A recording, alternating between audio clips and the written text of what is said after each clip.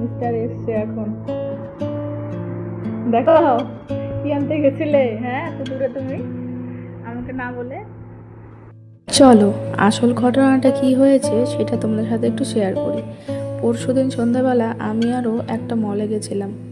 তো সেখানে গিয়ে আমার একটা ড্রেস পছন্দ হয়ে যায়, আর আমি সেটা কিন্তু ট্রায়ালও দিয়েছিলাম। তো ড্রেসটা পরে আমার ভীষণ সুন্দর লাগছিল, ও সেটা বলছিল।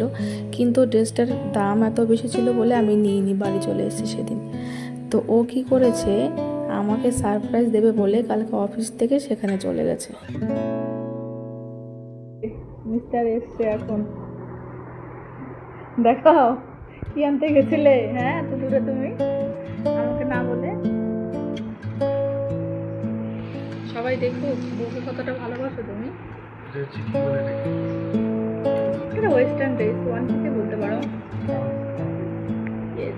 এদিকে আসো, এদিকে লাইট করছে। তুমি পরো দেখে একটু। খুব পছন্দ হয়েছে।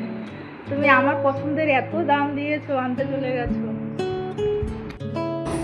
ও যে আমার ভালো লাগা খারাপ লাগার এতটা গুরুত্ব দেয়, এই জিনিসটাই না আমাকে বারবার ভীষণ অবাক করে। তার আমি প্রমাণ আগেও পেয়েছি। একটা মেয়ের কাছে এটাই বিশাল বড় পাওনা। এতটা ভালোবাসে বলেই হয়তো সারাদিন অফিস করে বাড়ি না ফিরে সেই অবস্থায় চলে গেছে 1-1.5 ঘন্টা জার্নি করে আমার জন্য এই ড্রেসটা নিতে। সে এটা ভেবেই গেছে যে আজকেই চলে যাই, না হলে যদি সেই ড্রেসটা আবার আউট অফ স্টক হয়ে যায়। আর ভাগ্যটা দেখো কেমন, গিয়ে সেটা পেয়েও গেছে। ড্রেসটা পরে আমাকে ভীষণ ভালো লাগছিল, আমি তো ভীষণ হ্যাপি।